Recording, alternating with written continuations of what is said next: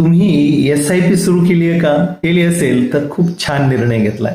परंतु तुम्ही तुमचं गोल ठरवलंय का? म्हणजे तुम्ही नेमकी SIP कशासाठी केली आहे सुरू, हे मनामध्ये तरी पक्क केलंय का?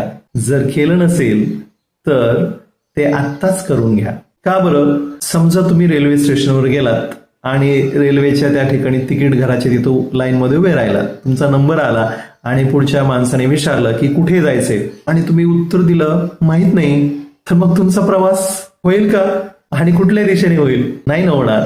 मग तसंच आहे हे की गुंतवणुकीला सुरुवात केली, SIP तर सुरू केली, परंतु SIP कशासाठी केलेली आहे हे जर ठरवलं नाही तर ही गुंतवणूक तुमची पूर्ण न होण्याची शक्यता बरीचशी आहे. कसं?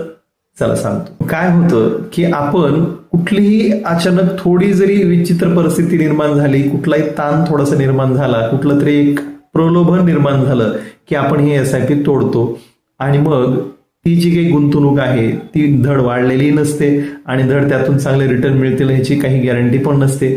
मग अशा वेळी तुमचं मोठं नुकसान होतं.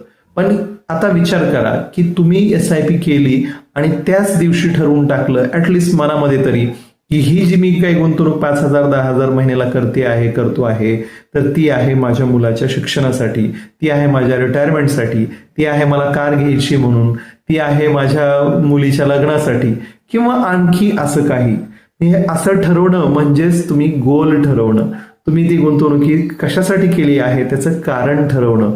आणि मग आता बघा की जर तुमच्यावर अशी परिस्थिती आलीच आणि तुम्ही ठरवलंय की त्या ठिकाणी ही गुंतवणूक माझ्या मुलीच्या लग्नासाठी करायची आहे, माझ्या मुलाच्या शिक्षणासाठी करायची आहे, तर लगेच तुमच्या डोक्यात पहिल्यांदा विचार येईल की मग मी जर हे तोडलं तर माझ्या मुलाच्या शिक्षणाचं काय, लग्नाचं काय? आणि मग तुम्ही ते टाळणार आणि मग तुमची गुंतवणूक कंटिन्यू राहणार आणि म्हणून चांगला रिटर्न्स त्या ठिकाणी तुम्हाला मिळणार. मग याच्यासाठी गोल सेटिंग महत्वाचं आहे. आणि आणखी एक महत्वाची गोष्ट की प्रत्येक गोल म्हणजे प्रत्येक तुम्ही काही जे कारण ठरवलंय त्याला लागणारा वेळ वेगवेगळा असतो. आता तुमची मुलगी समजा 5 वर्षाची आहे तर लग्नासाठी ठरवलंय तर भरपूर वेळ आहे आणि म्हणून मग त्यासाठी तुमचा जो काही फंड निवडला जातो तोही तसाच निवडला जातो की जो तुम्हाला जास्त फायद्याचा ठरू शकतो. किंवा एखादं छोटंसं गोल आहे, तुम्हाला गाडी घ्यायची 3 वर्षामध्ये, मग 3 वर्षात तुमच्या हातात पैसे आले पाहिजे, मग त्यासाठीच फंड जो निवडला जातो तो वेगळा आहे आणि म्हणून मग त्या ठिकाणी तो फंड निवडला जातो आणि तुमची गुंतवणूक मार्गी लागते, कामी लागते, उपयोगाची होते.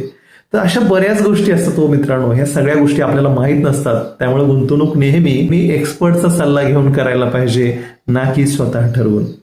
आवडलं असेल तर लाईक, शेअर, सबस्क्राईब जरूर करा.